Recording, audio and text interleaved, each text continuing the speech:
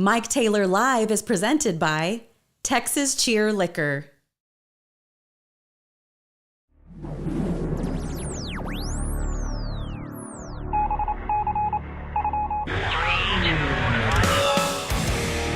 And now, live from San Antonio, Mike Taylor.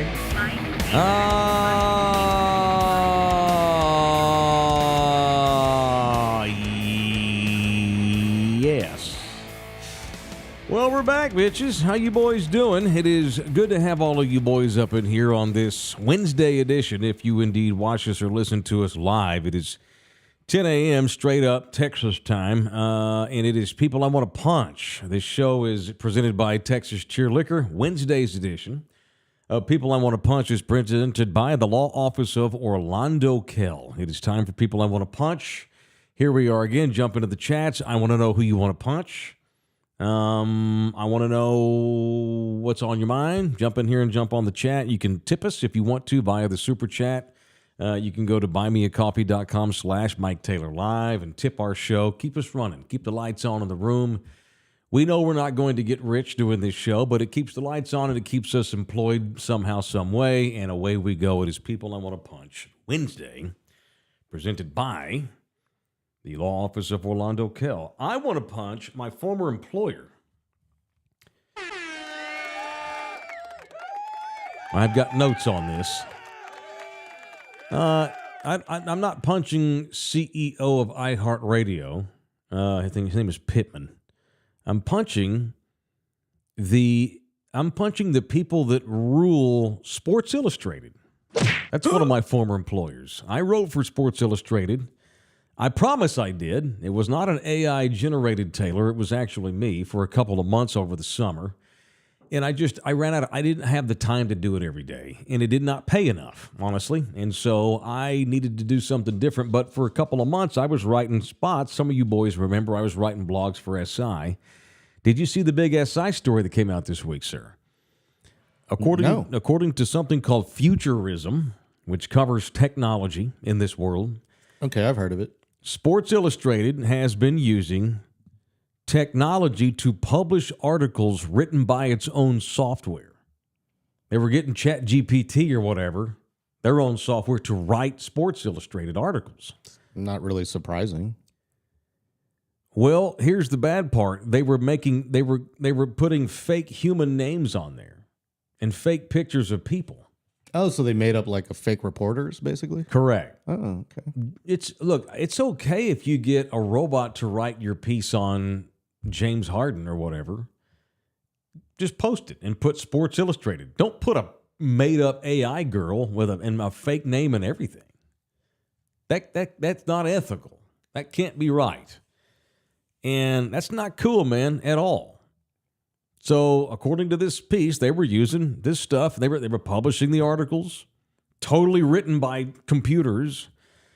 They bought automatically generated profile photos, like generic stock human photos from an online marketplace somewhere. So they used real photos? Yes. Well, I don't think so, man. I think they were generated. So they used AI photos. AI. So that's not a stock photo. That's an AI photo. Okay, yeah, you're right. Yeah. Stock photos, like you go to Walmart and there's like a dude shopping on a big poster. They get models for stock photos. Yeah, right. Have you noticed that in Target, they started using different looking kind of models from what we're used to in the last couple of years? Are they more American sized? Sure. Let's call them American sized. So, yeah, that's not cool at all. And that's gone around with all the media nerds all over the country this week. And SI's had to address it and discuss it. And they've been slammed all over the tech world.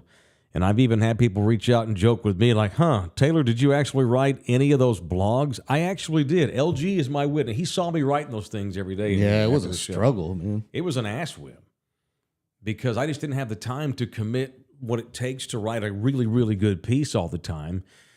And they didn't pay for shit. Hey, but the good thing is the video commentary that you do is born out of that. Right. Now, yeah, I love our video commentaries, and I guess Thunderdome does too. They've done pretty well. They've hit a nerve. People are wanting to see them. couple of weeks ago, I got slammed by a bunch of Aggies for my "It's time to fire Jimbo Fisher" piece, and what happened 3 days later? He was fired. He may have been fired the day I released that piece. We found out he was fired 3 days later, but he had already been shit-canned, and he'd already left College Station. I didn't say my piece led to it, but they've been good. That's what I'm saying. You know, my little audio commentaries have been, that's more suitable to me anyway. I'm not a writer. I'm a broadcaster. I've gotten a lot better at this YouTube. So that all being said, I did actually legitimately write for Sports Illustrated, and it sucks that the people that run that website, which that's not even that magazine's just a shell of what it used to be. It's more of an online regional website now. They've got like regional writers all over the country. And that's a slap in the face to hardworking journalists like Mike Fisher, who was my boss at Sports Illustrated. He hired me, a guy who's based in the Metro Sex. Thank you, Rocky. Welcome to Tier 1. Oh, Thunderdome's own comedian. What's Rocky up? Lopez. What's up, Holmes? Thanks for jumping in here. Says Mike Taylor turned on subscribers only mode. Yeah. Okay, that's right. That's for the comments. Okay, cool. My bad. Sorry. You have to subscribe if you want to comment in the chat live. Okay, right on. And subscriptions are free. No, Mike Fisher's a hardworking guy. There's a guy named Richie Witt that I writes for that regional site that I was working on.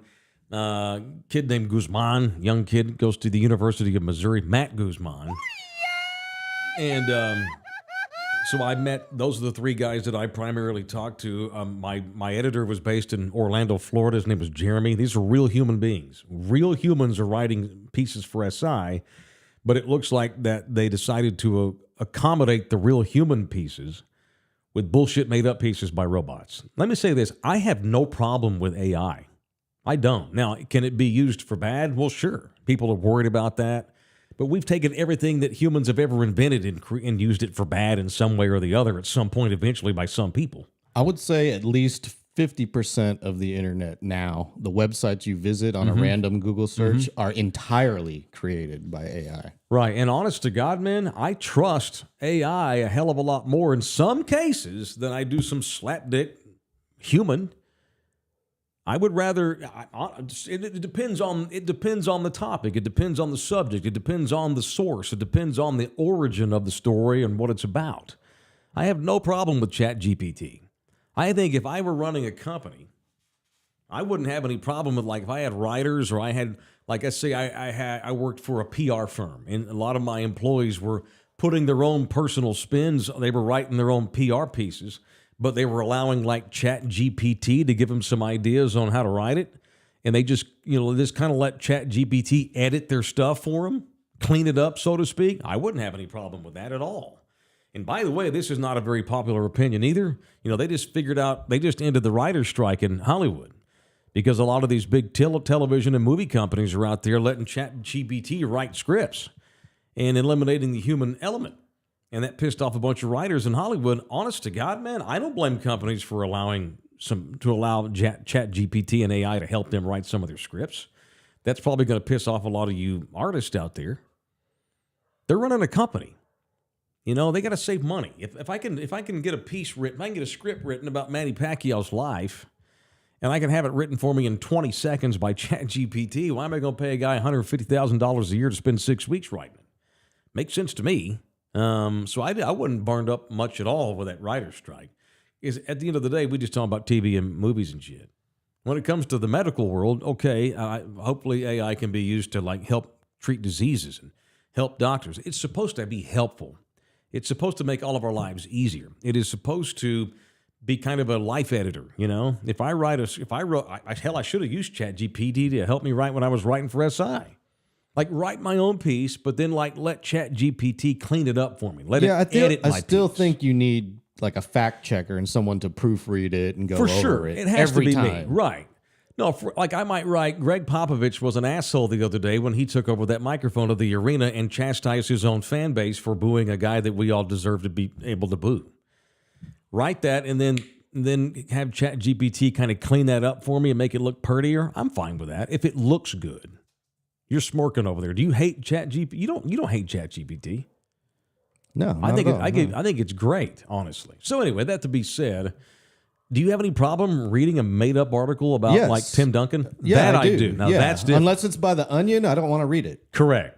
I agree, and that's why I'm punching SI for doing this, because it has hurt the cause of the actual humans they have that write for them, and it's ugly. It's awful. The And more you it's awful. use ChatGPT, the more you can easily recognize when an entire website has been created by it. You can recognize the way it structures paragraphs, and I see it a lot in recipes now. Entire websites, like people will just like give me a recipe for chicken cacciatore, boom, Yeah. and then they post it on their website like they wrote it. How many And essays they're are being, all written the same way. How many essays at our local colleges are being written by ChatGPT? Professors are reading essays on Abraham people Lincoln are getting and caught, Napoleon. but it's getting harder and harder to detect.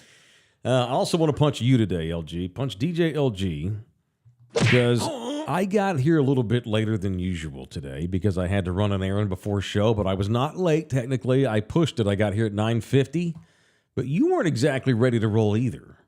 Just What? saying. Is your Stream Deck not working or what? My Elgato Stream Deck presented by Hal and Shannon the Thunderdomers is not on. Just saying.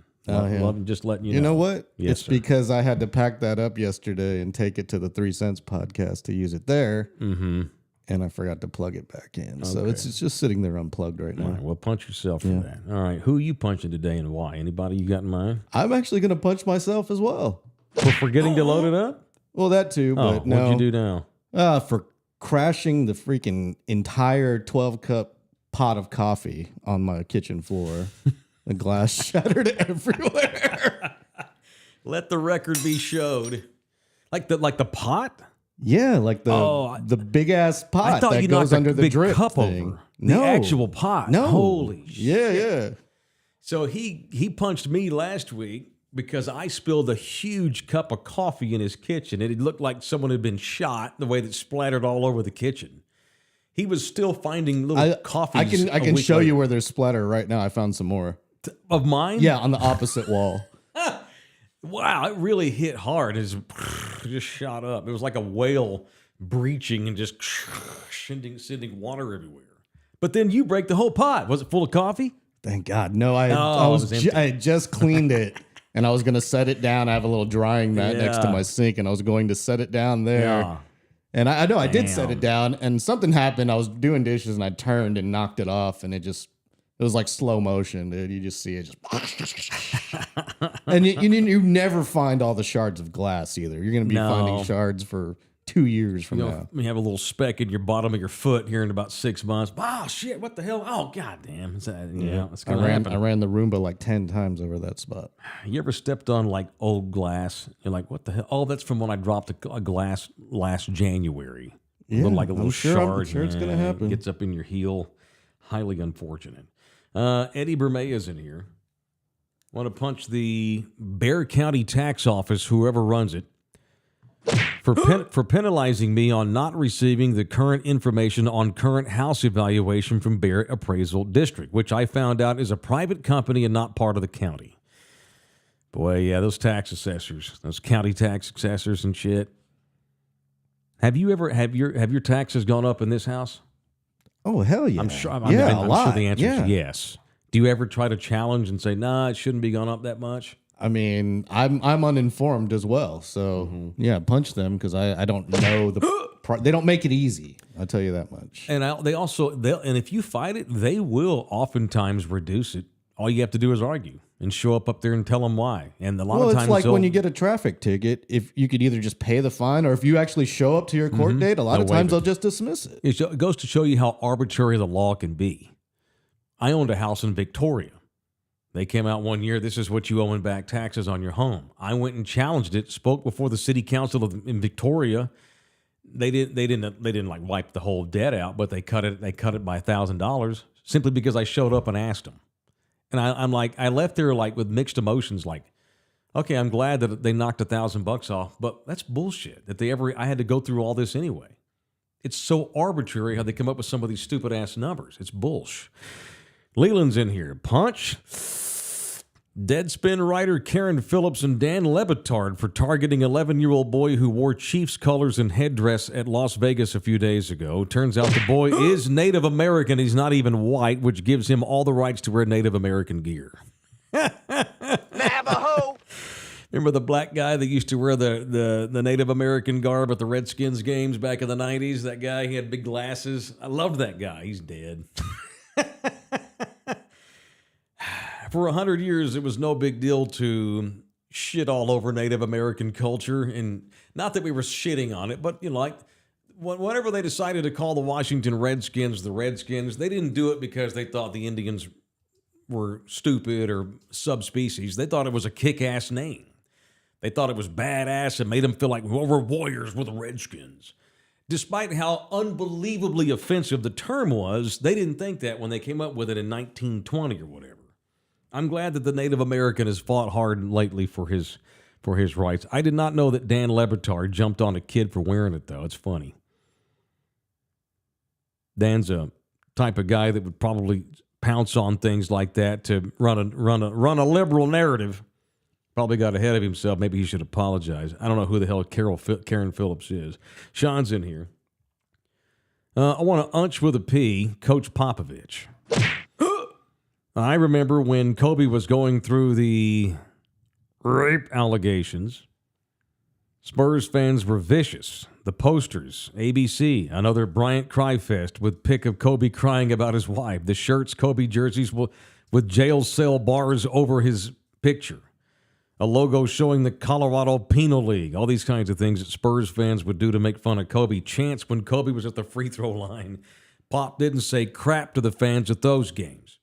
I pay a lot of money to go to the games. I will boo whoever the hell I want. I'm with you, Sean. And I went on yet another rant on this yesterday on 3 Cents Podcast. The more, I'll get over it, but here in the subsequent 6-7 days since Pop jumped on his own fans the other night, with each passing day, I think I get more and more pissed about it. Because with each passing day, I wake up and it just seems more and more of the wrong thing to have done. And he doesn't give two shits about what we think about it. He is absolutely convinced that he was in the right, despite 99% of the population telling him he was in the wrong.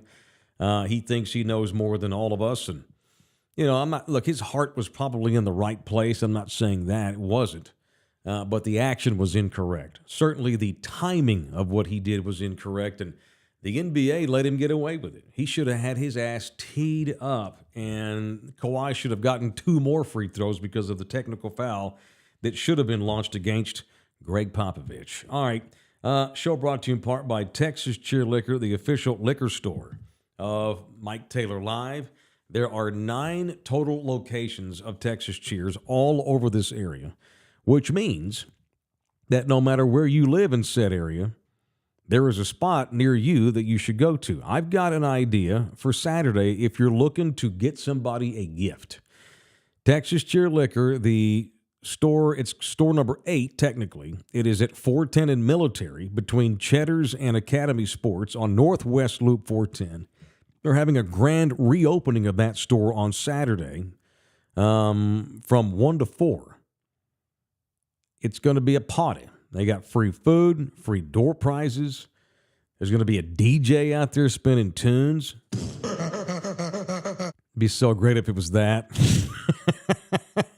Mr. Singh's going to have tastings out there. So go see Mr. Singh at store number 8 Saturday from 1 to 4 p.m., where they're having a grand reopening with the DJ and the papita and the door prizes. They're having a raffle. They're going to give away a Traeger grill as the top prize amongst all the other ones. Damn, am I eligible for that Traeger grill?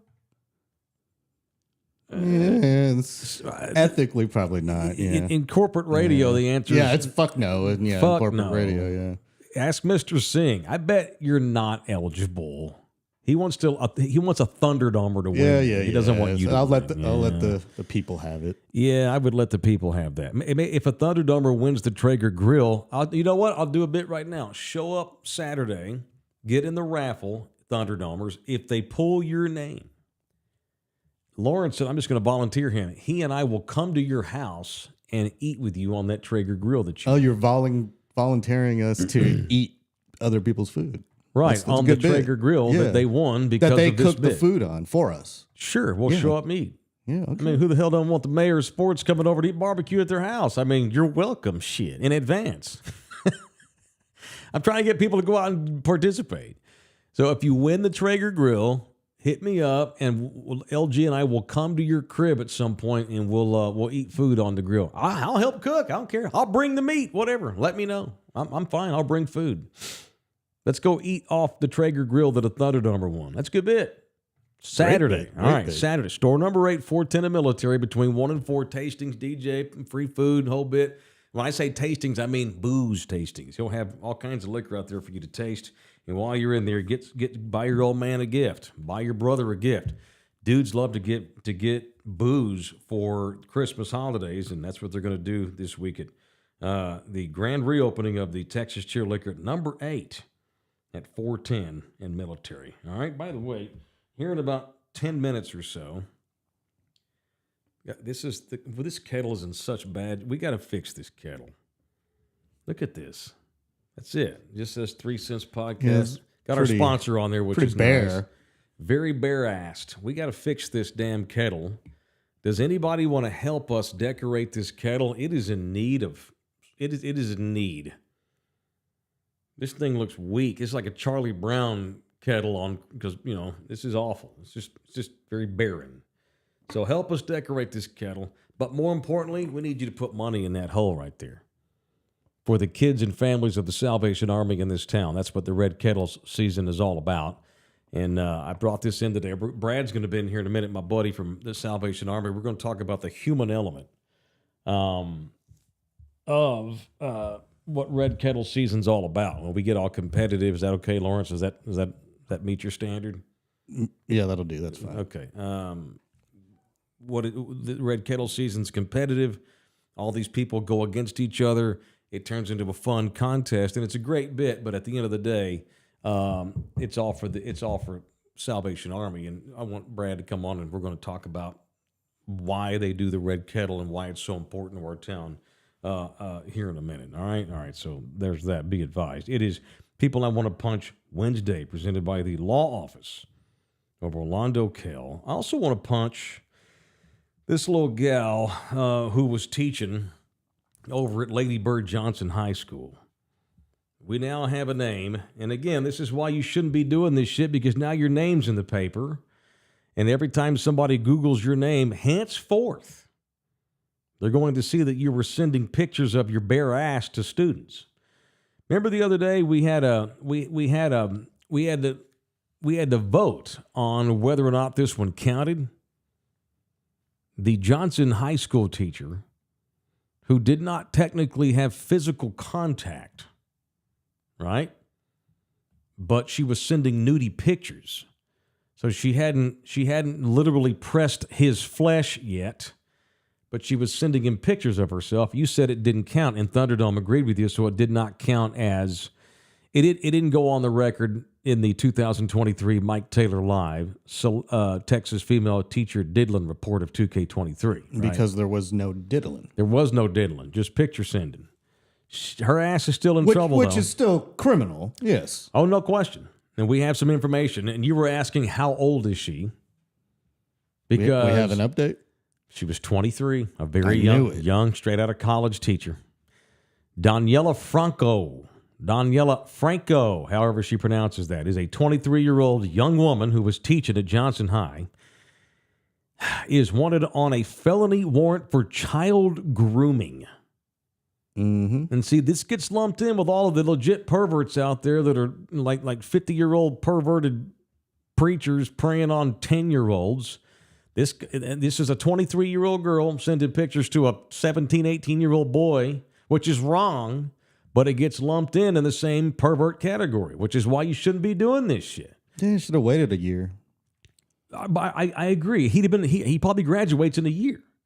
But here's the thing, and I've maintained this for every time this comes up. Well, why didn't she just give it 6 months? Hell, graduation's in May. That made it hotter that he hadn't graduated yet. She wouldn't be into him.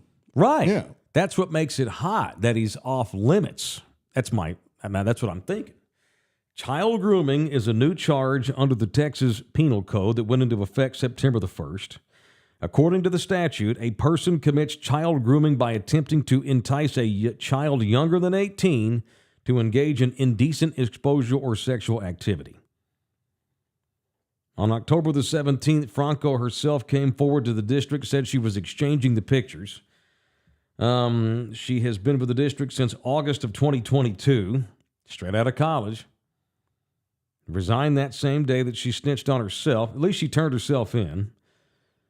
Officials immediately contacted the district cops. Officers started an investigation. No physical contact was ever made. No one else involved was in the incident.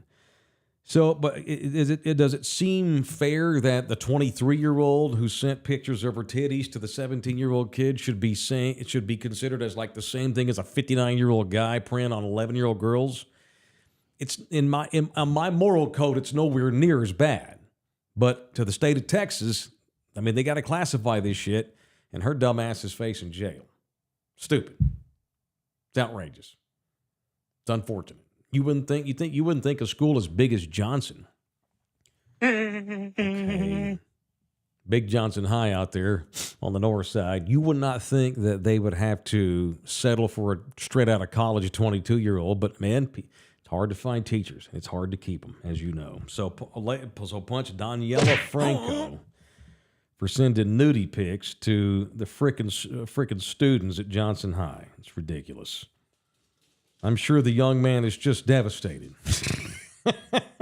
I'm sure that he's going to have to undergo therapy because the 22-year-old teacher was sending him pictures of her body parts. I'm sure it's tough. Okay, before we get to Brad, speaking of the red kettle season, we got to pay off. I got to do a segment. You know what I teased yesterday? Are you prepared for it? No. Not Did you at stay all. up all night last night watching porn or what? No, I forgot. We talked about this. Oh yeah, I didn't know you were going to do it today. I thought it was coming up. You want to do it till tomorrow? And we got to start doing No, this shit. just do it. I'm not prepared, but do it. I think we should hold this one to tomorrow. Well, do you have another one you can fill in? Well, yeah, they're okay. starting to roll in, dude. Oh, I'm all right, excited. all right. Yeah, let's hold that one off. So I can prepare for it. Let's hold that one off. All right, fine. Okay, let's pay off another one then, since I teased a payoff today. Where'd it go? Okay, here we go. This is from Kerry Von Erich Foote. He paid for 2 segments. He put $80 in the kettle. Thank you, Kerry Von Erich Foote. All right, Bubba. Are we doing both right now? No, we're going to do one, okay. And we'll do another one tomorrow. I want 2 segments on the rise of the World Series champion Texas Rangers. God bless the Rangers world champ. He wants 2 Rangers segments. Is this a boogie? No, it's a bet payoff. Okay. You can fire off some production value if you want to. So he just wants me to talk Rangers. That's it. To talk about the rise of the Rangers. All right, that's easy peasy. It was what is there to say that hasn't already been said? I mean, gosh. To think that they lost as much as they lost last year, within 1 year they win the series. I've got something on this, though. I was thinking about this the other day. And it's obviously with the Texas team winning the World Series, and it's my dad's team and my grandma's team winning the World Series. That was terrific. Hell, I teared up that night after I had too many beers during the game after they won the World Series on our members only live look-see. Yeah, you did. But to think... My dad. That's my dad. That's my daddy. Mandalore Link. Rangers talk. Fuck that. I'm out. See you next show. That's fine. He'll be back. I have not enjoyed baseball as much as I have enjoyed baseball in years. And that's not just because the Rangers won the series. The rules changes that they implemented this year were so overdue and so awesome. Making the bases bigger, removing the shift. We saw the rise of the stolen base, the return of the stolen base. We got more all-around baseball. And this was not, let's go back to the good old days and play it how it used to be.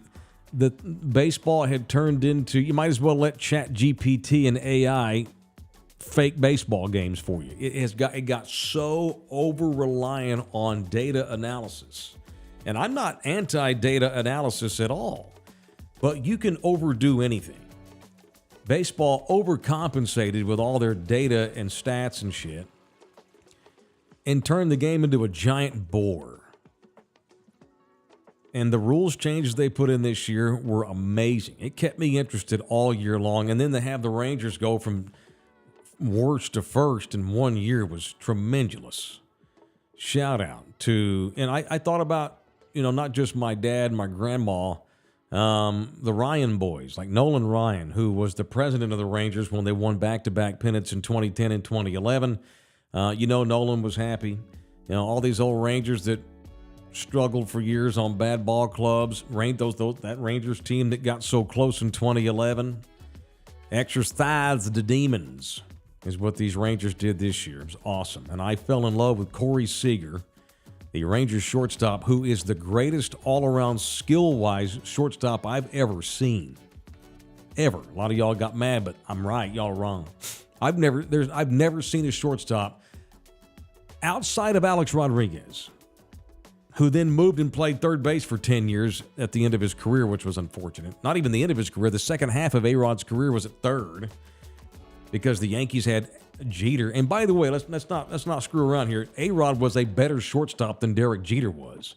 But because Jeter was Jeter, they moved A-Rod to third base. So outside of A-Rod, I've never seen a more skilled shortstop when it came to all of the tools than Corey Seager. And then, of course, the clutch bombs he hit in the postseason. He's now a 2-time World Series MVP.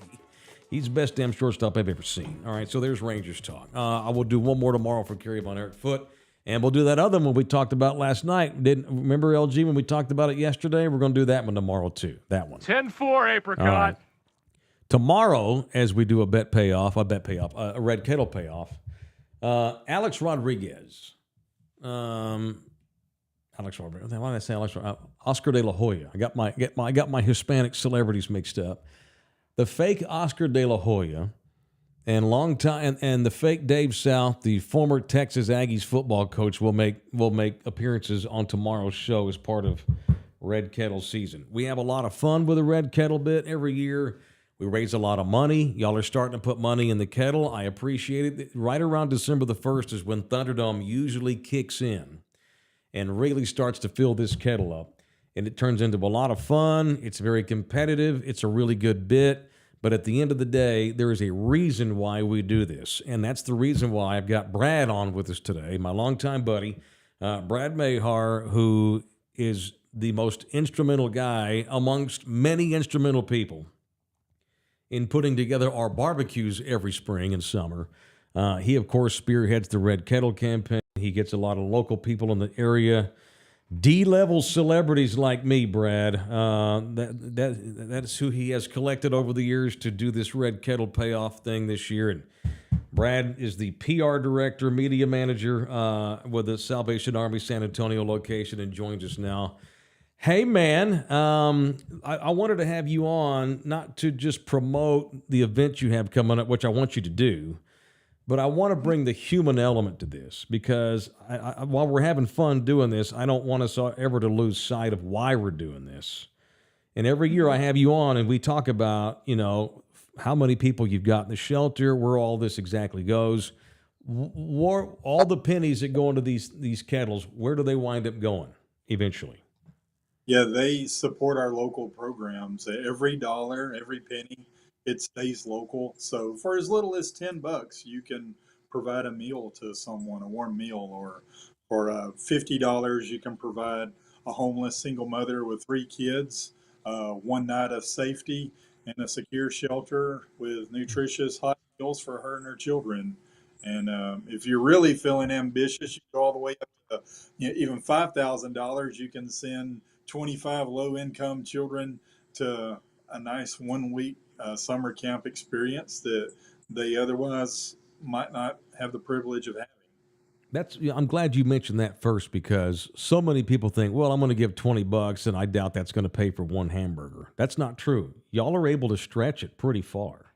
Absolutely. Yeah, if it's $10, feed a person, and on and on and on, do the math, however many people that dollar, but every penny, it does make a difference. If you see us in front of Walmart and you're like, oh man, all I got's 50 cents. Well, that's fine. We'll gladly take your 50 cents and thank you for that 50 cents. Of course. Well, but it's still, y'all are going to be able to put it to decent use. All right. So I don't want to get too personal, but right now, roughly, do you know how many folks are staying in the shelter right now, like this week? Yeah, on a given night, we typically have probably about 130 people staying in the shelter. Some number fluctuates because of the size of a family, whether it's one child or a family of 8. You never know, but yeah, those numbers can fluctuate and vary a little bit. But I would say 130 is about the average. And what a lot of people don't realize when they think of homelessness, so many people, it's human nature. We sometimes think it's a stereotype in our head. We're thinking the guy with a long beard under the bridge holding up a cardboard sign. Well, that's always the case. It's families that homeless person looks like. Look in the mirror. It could be anyone. I mean, there's middle class families that struggle that end up here, and on a given night, we might have, of all those people, probably 50 to maybe even up to 70 could be little kids. Wow. It's like as you're saying that, I'm just kind of thinking about how human nature is. I mean, the reason why you probably don't see a whole lot of families out on the corner with a sign is because it's not safe. So they almost have maybe less opportunity to try to ask for money, or maybe there's pride or whatever. The old dude, the beard, he don't care, but there's so many families, moms, children. She can't sit on a corner all day with 2 kids. She's too busy trying to feed them. She can't wait on donations from people in cars. So in some ways, it's even more difficult for them just trying to figure out what the hell to do day to day, because she's not going to stand on a corner. She's got too much pride, and she don't want to do that, and she don't want her kids seeing her do that. Yeah, she could be bouncing from home to home with family or friends, and those situations, sometimes they're not always stable. They could be sleeping in their car. I mean, it could be anything. Yeah. All right. So, one more thing. And I know you probably see all of the data that comes out every year with us, like our unemployment, our poverty level. Unfortunately, we're probably still high up the list versus many of the other big cities in this country, are we not? As far as poverty and folks that go without. Yeah, I would think so.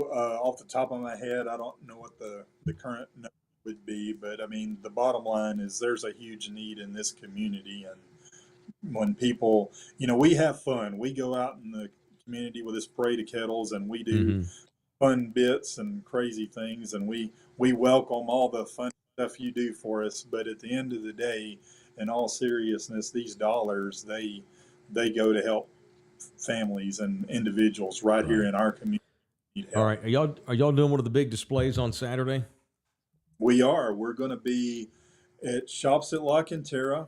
Yep. Near 21 Chick-fil-A in that area. Just like we've been the last few years. We're going to be out there from 12 until 4 this Saturday. Cool. And the next Saturday, now the third Saturday on the 16th, we're going to do extended hours until about 6 p.m. that day. And we're going to have some even more musical acts than usual that day. All right, Brad, you had a cool job. It's an important job, and I appreciate the job that you do, man, and all the help you give us and reaching out to folks in the community to help you help them. I appreciate, as always, our relationship. I appreciate you as a buddy, but I appreciate the work that we do together. Thank you, man. It means a lot. Thank you, Mike. All right, that's Brad with Salvation Army. Saturday, noon to 4, La Cantera, right there by the Chick-fil-A, the old food court where it used to be. Now it's just a big old Chick-fil-A and maybe a clothes shop or something, but it's right there near the Kona Grill, all that at La Cantera. All right, it's Brad. I appreciate it. I just wanted him to put like the human element, because a lot of times people just give money to charities or they just throw money in the red kettle. You never really see where it goes. It literally turns into food or a bed that feeds or houses a kid. And a lot of parents are having hard times. Some of them are having issues in their life. It's not the kid's fault. And that's what I always keep in mind when it comes to the Salvation Army is the kids. It is all for the kids. I just posted the link for your Red Kettle thing in the chat. Oh, very good, dude. Thank you, man. So y'all can donate as much as you want to there. $5, $25,000. We'll take anything you got. But for every $40, we'll do whatever topic you want us to do. Guaranteed. All right? All right. Very good. All right. So what else today before we get out of here? It turns out, according to the Houston Chronicle, that our boy Jeff Traylor, the official college football coach of Mike Taylor Live, has now had a second interview with the University of Houston. He's a final candidate. Now, he's not the only one. According to this thing that was in the Chronicle yesterday, Houston is also, they are looking at the coach at Tulane. What's his name? Fritz. They just beat UTSA last week. He is another coach who's very high regarded, who took over a program like Tulane and has turned them into a top 25 program in the country. They've had more success than UTSA has under Willie Fritz the last couple of years. Not to suggest he's better than Jeff, but, that's the job he's done. And also the other name that Houston is highly linked to is my other guy, former TCU coach Gary Patterson, apparently is a finalist for the Houston job. That would be going, to a guy in Gary who's a two-time national coach of the year, who's a defensive-minded coach, a little older school in how he handles his business. So it's just, those are all three good names there. Whether Houston goes with Traylor, Fritz, or Gary, I don't think any of those are the wrong pick. Obviously, everybody around here is hoping that it's not going to wind up being Jeff Traylor. I texted Jeff yesterday against my better judgment. I couldn't help it. And he's yet to reply. That's okay. I understand that. He's never gone this long without replying to my text. I probably shouldn't have. He can't say nothing. I texted him, do I need to go out and buy a red shirt? Just messing around. He has yet to reply. I don't know that he ever will. But however it shakes down, we should get Jeff on the show soon. When all this is over, because I shouldn't even have texted him. If you're watching, I was just goofing. I know you weren't going to reply. When all the dust settles and everybody gets settled in, and whoever's going to go where goes there, whether he stays or not, we need to get him on. And because hell, there's a bowl game that he's got to get ready for pretty soon, and he's got recruiting season and all that shit. Provided he stays at UTSA. And 18 seniors, don't forget about that. Well, we had 18 seniors playing that game last night. I'm not going to reply to your dumb text, Taylor. We had 18 seniors playing that game. It'd be great if he replied with that. Awesome. It'd be great. All right, so that's pretty much it. We wanted to get our punches in. Punch Jerry Jones. We'll end with punch that damn Jerry Jones because he's a horrible dad. Get the fuck out of here, man. He's not a horrible dad to Stephen or Jerry or Charlotte, but he is a horrible dad to this young woman that was sired by him some 27 years ago, who he has spent decades distancing from, talked this girl's mother into signing an NDA and has paid that girl's mother millions of dollars. A bastard child. Fun baby is what I like to call him. Bastard child seems harsh by you. I like fun baby. Shit, y'all see all the fun babies I got down in Mexico. So this woman who has claimed for the better part of 2 years that she is Jerry Jones's daughter, who he's not denied, by the way. He just don't want nothing to do with her. She has sued him last year, and the case was thrown out. She has refiled a defamation case against him again. She's not going away. This young woman's name is Alexandra Davis. She's a 26-year-old congressional aide and former reality television personality. Her and her mom had a reality show.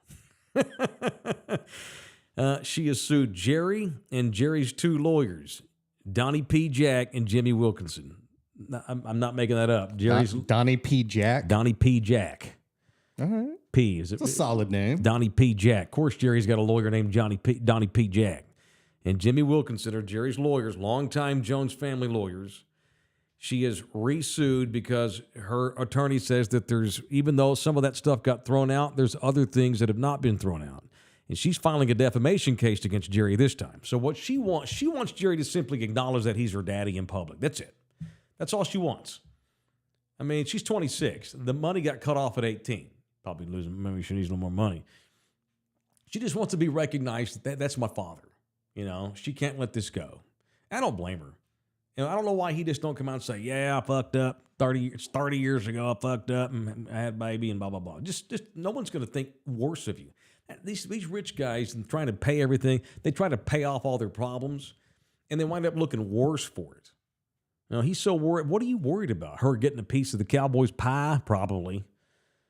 You don't have to. She's not entitled to any sort of ownership stake in the Cowboys, but she's entitled to her existence, of which you are half responsible for.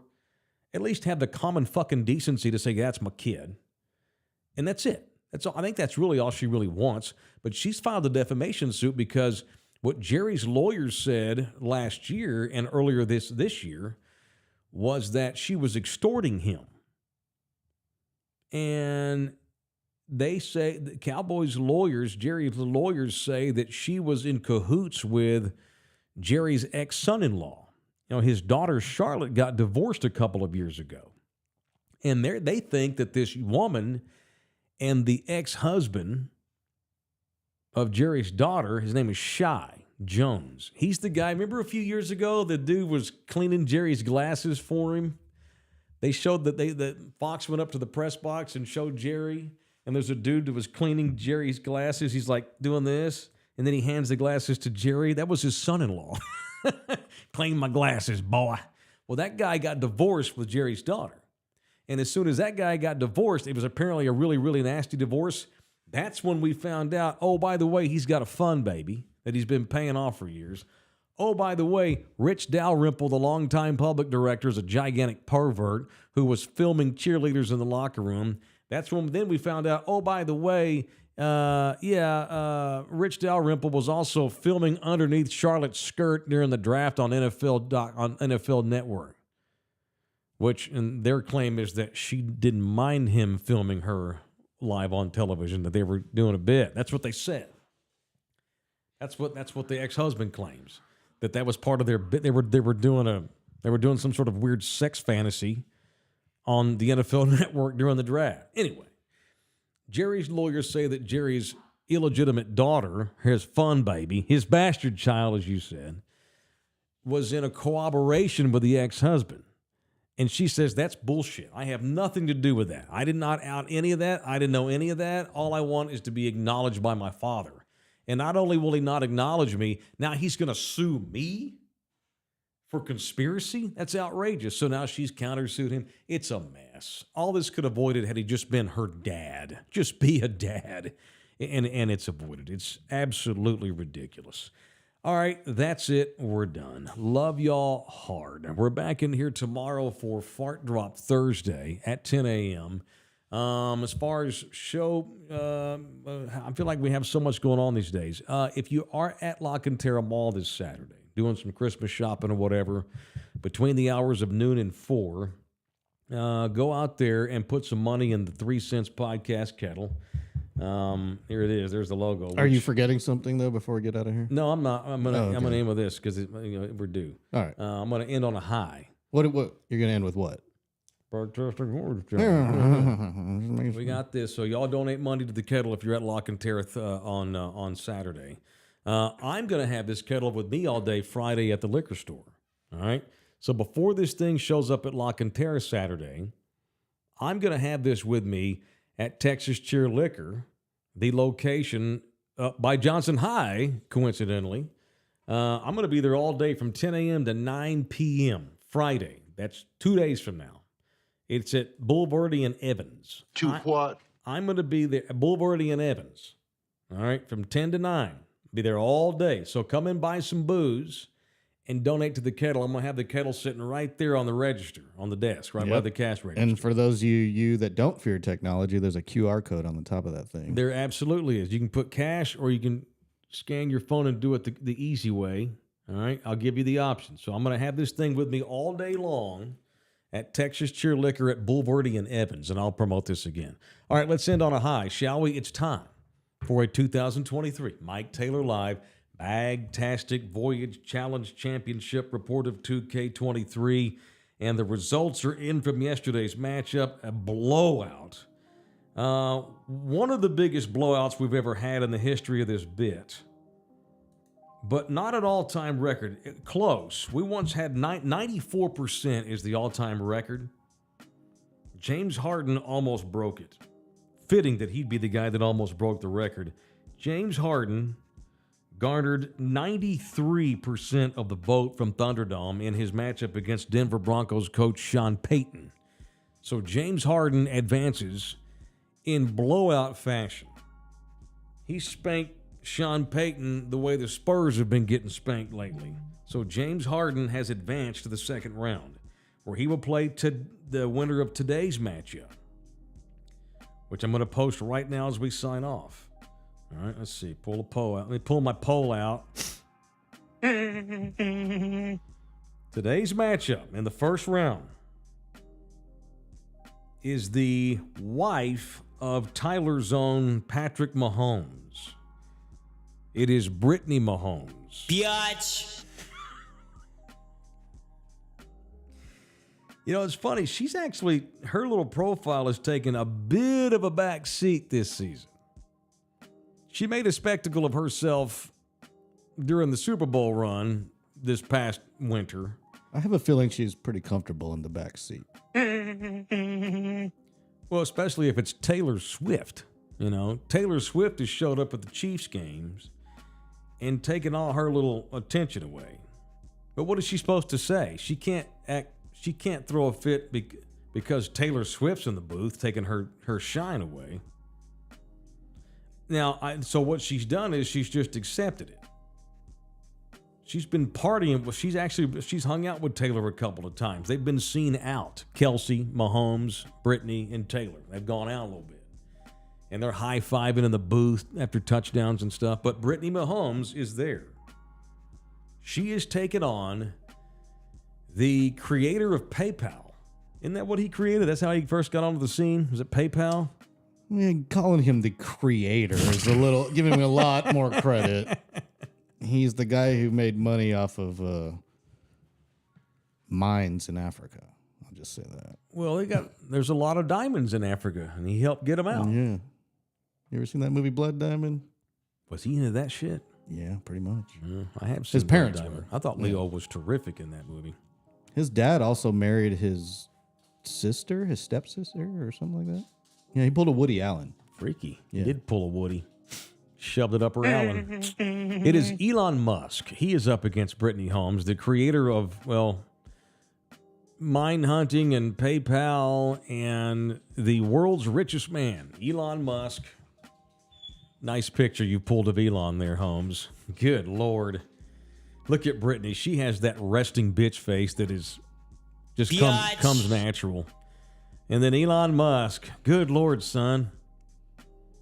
Yeah, he could use some sun. Yeah. I mean, so he's known for now X. He's changed his Twitter to X. He just spent 3 days hanging out with Benjamin Netanyahu trying to save PR face after he offended the shit out of the Jewish community with some shit that he liked and reposted on X. They are growing tired of him by the day up in Bastrop, where he's basically turning Bastrop into a giant city. They might as well just call it Elon Town. Poor Bastrop. And, of course, what he's done down in the valley with SpaceX. It is Elon Musk against Brittany Mahomes. So vote, vote, vote. It has now been posted on Twitter. This time tomorrow, we'll see who wins in that matchup. And so there's today's matchup. It's Brittany versus Elon. Who's a bigger douche? I'm going to go with Elon because he has much more impact douche-wise. By far, it's Elon. Yeah, his debaggery stands to have greater impact negatively upon the world. Now, 3 years ago, there might be a closer challenge here. It might be a closer matchup. Yeah, she has mellowed some, especially with Taylor Swift's arrival into and the Elon hen house. has pulled back the curtain on himself a lot more lately. Yeah, he has. Doesn't he have a son named like X2Y3 to the 10th power 5? Yeah, he's got a few of those. Yeah, And they're in a bad dispute right now over custody. He and his baby mama, who's a singer of some sort. yeah. Apparently, he was like avoiding her because she wanted to serve him with papers. And she had to like track his jet to find him. He probably launched like 10 jets just to throw her off the trail, put his cell phone in one and he was in another or some bit. All right, so there it is. It's Elon versus Brittany Mahomes. All right, we're done, man. That's it. Voting this. Come see me at the liquor store Friday, or if you're at Lock and Terrace Saturday. Either way, put money into this kettle. We're also, you can find it online. We posted the links, or you can just, come meet me, or just do it easy and just do it from your phone right now. Love y'all hard. We'll see you in here tomorrow. See. Love y'all hard. Thank you, man. That's it. We're done. Peace out. Thank you to DJ LG. Thank you to Brad from Salvation Army. Pulpit Sports Illustrated, and we'll see y'all in here mañana.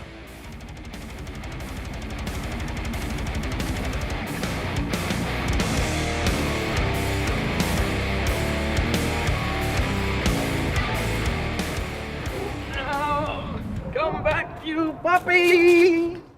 Mike Taylor Live is presented by Texas Cheer Liquor. This program was made possible by contributions from viewers and listeners like you. Thank you. No me shut up. This is a Bronx bound